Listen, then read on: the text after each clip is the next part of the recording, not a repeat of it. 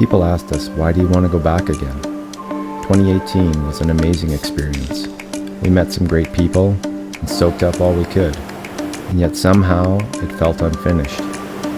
Did we want to go back for a sense of closure? To say we'd seen it all and got the t-shirt?